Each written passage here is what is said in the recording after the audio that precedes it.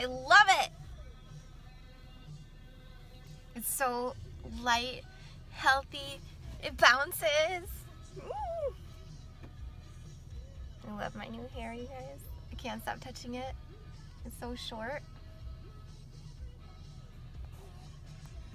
Get that banana out of here. That's what she said.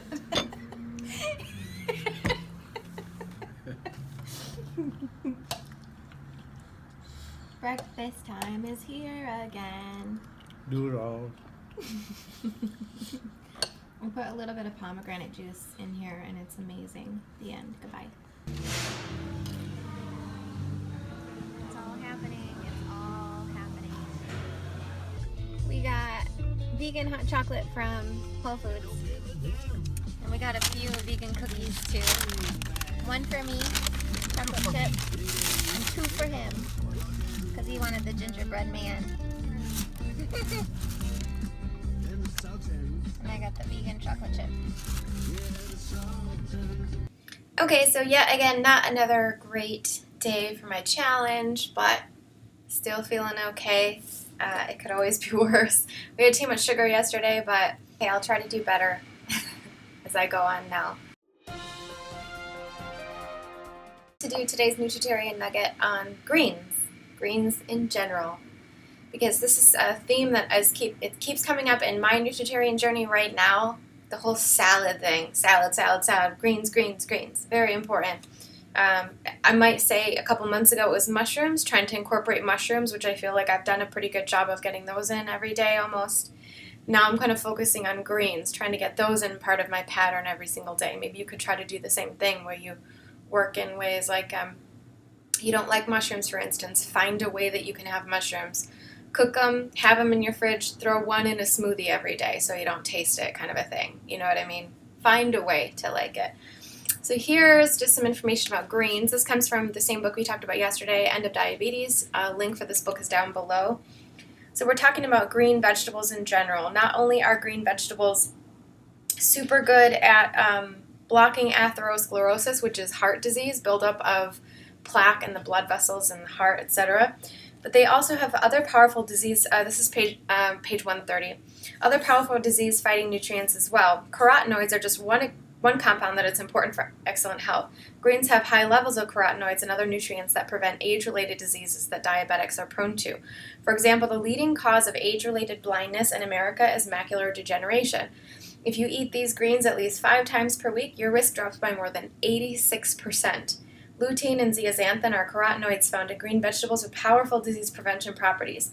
Researchers have found that people with the highest blood levels of lutein had the healthiest blood vessels, with little or no atherosclerosis. Of course, losing body fat, lowering glucose levels, and lowering blood pressure all play an important role in the prevention and reversal of heart disease. But the message here is that diets rich in greens protect against diabetes, aid in weight loss, they fight cancer, in addition to enabling more targeted and effective reversal of high blood pressure and heart disease. Green vegetables are also so incredibly low in calories and rich in nutrients and fiber that the more you eat of them, the more weight you lose. So Fuhrman says, I'm going to stop here and highlight this point. The more green vegetables you eat, the more weight you will lose. The more green vegetables you eat, the more weight you will lose.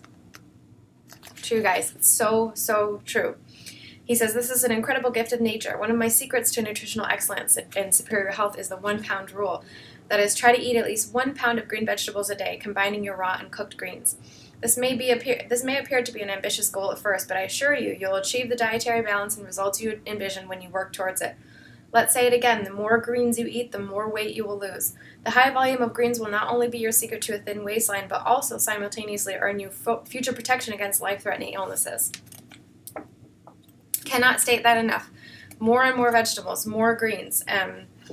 Try to stay away from why we say green, because we try to stay away from the starchy vegetables, the grains, all that kind of heavy stuff that's going to actually promote weight gain more than the green vegetables would.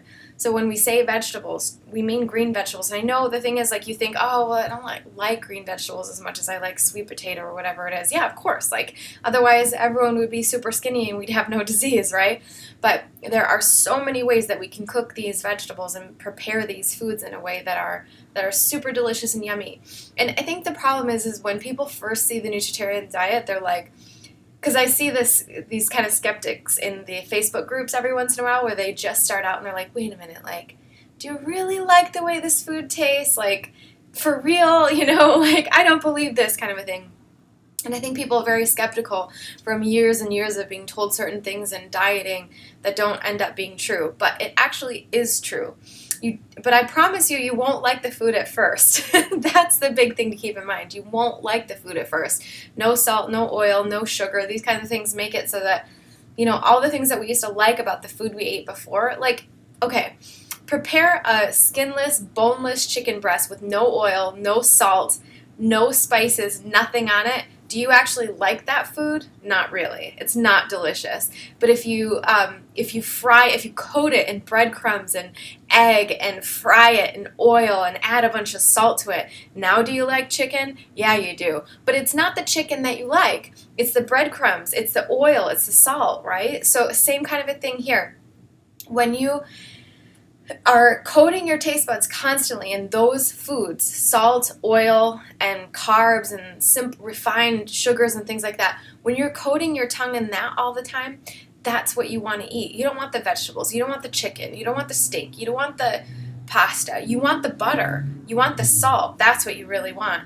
So the thing is, we have to get over that. That's a sort of an addiction thing. We have to get over those particular tastes, because they're limited. They're just a couple of flavors that you're used to that you can't get over.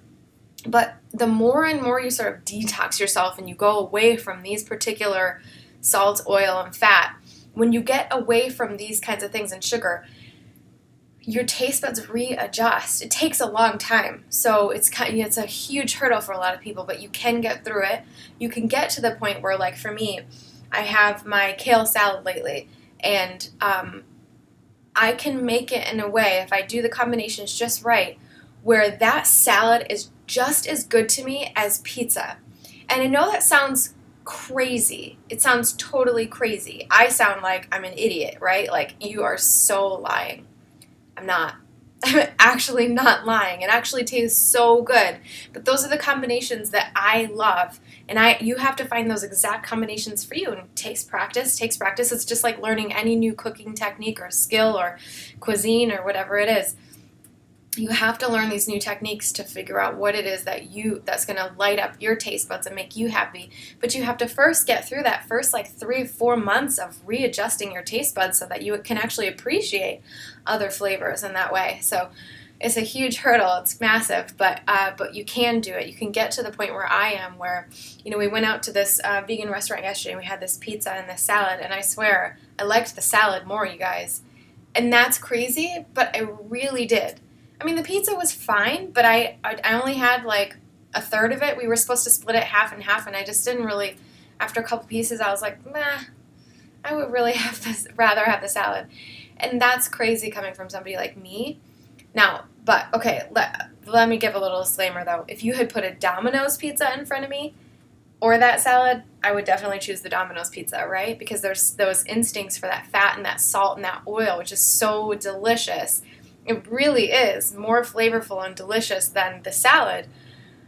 But because I haven't had one of those in so long, I'm so far removed from it, I couldn't possibly order one right now.